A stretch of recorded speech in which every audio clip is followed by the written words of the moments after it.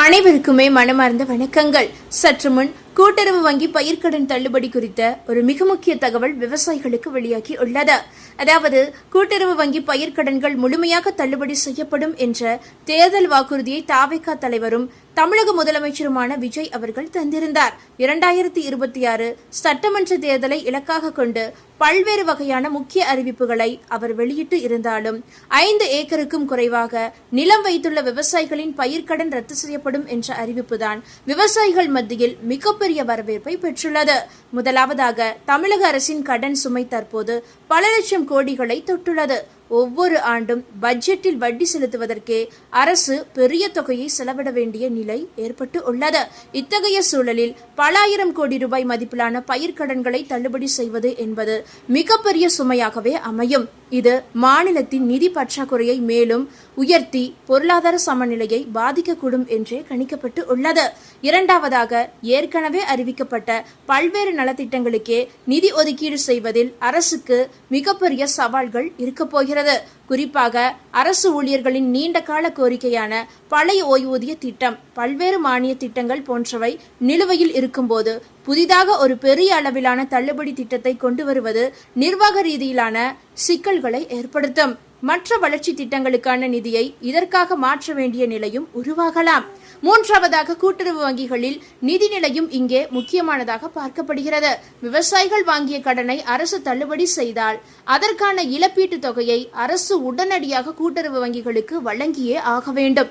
அப்படி தாமதம் செய்தால் அந்த வங்கிகள் விவசாயிகளுக்கு புதிய கடன்களை வழங்க முடியாத நிலைக்கு தள்ளப்படலாம். இது கூட்டுறவுத்துறையின் செயல்பாட்டையே பாதிக்கக்கூடும். நான்காவதாக, தேர்தல் காலங்களில் அறிவிக்கப்படும் கடன் தள்ளுபடி வாக்குறுதிகள் விவசாயிகளிடையே ஒரு எதிர்பார்ப்பை உருவாக்கி அவர்கள் கடன் திருப்பி செலுத்தும் மனநிலையை பாதிக்கக்கூடும். நீண்ட காலத்தில் இது வங்கி கடன் ஒழுக்கத்தையும் சீர்குலைக்கும் அபாயம் உள்ளது. கடனை முறையாக செலுத்தும் விவசாயிகளுக்கு இது ஏமாற்றமாகவும் இருக்கலாம். அரசியல் ரீதியாக இது ஆதரவை பெற்றாலும் பொருளாதார ரீதியாக செயல்படுத்துவது மிகவும் கடினமானதாகவே இருக்கும். அதேபோல தமிழகத்தின் வரி வருவாய் ஆதாரங்களை உயர்த்துவது என்பது தற்போதைய ஜிஎஸ்டி முறையில் மாநில அரசுக்கு ஒரு வரையறுக்கப்பட்ட விஷயமாகவே உள்ளது. கூடுதல் வருவாய்க்காக மது விற்பனை அல்லது பெட்ரோல் டீசல் மீதான வரியை மட்டுமே நம்பியிருக்க வேண்டிய சூழல் நிலவுகிறது. இத்தகைய நிலையில் புதிய வருவாய் வழிகளை கண்டறியாமல் இவ்வளவு பெரிய தொகையை தள்ளுபடி செய்வது நிதி மேலாண்மையில் சிக்கலை ஏற்படுத்தும்.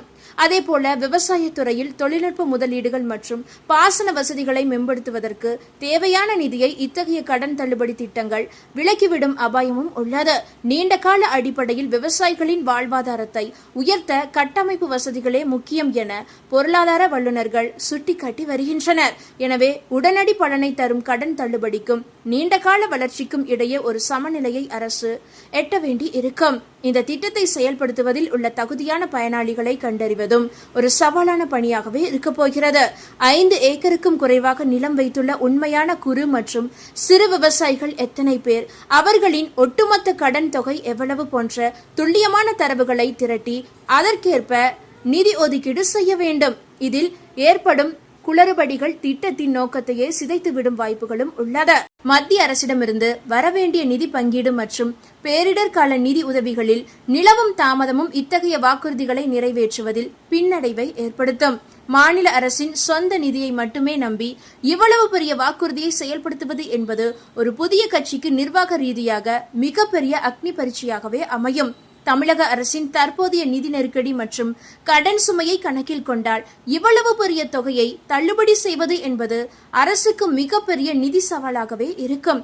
இருந்தாலும் ஒரு புதிய அரசு பதவியேற்கும் போது தன்னுடைய முன்னுரிமைகளை மாற்றி அமைப்பதன் மூலமோ அல்லது புதிய வருவாய் ஆதாரங்களை கண்டறிவதன் மூலமோ இத்தகைய வாக்குறுதிகளை செயல்படுத்த முயற்சி செய்யலாம். எனவே இது கடினமான காரியம் என்றாலும் முழுமையாக சாத்தியமற்றது என்று கூறிவிட முடியாது.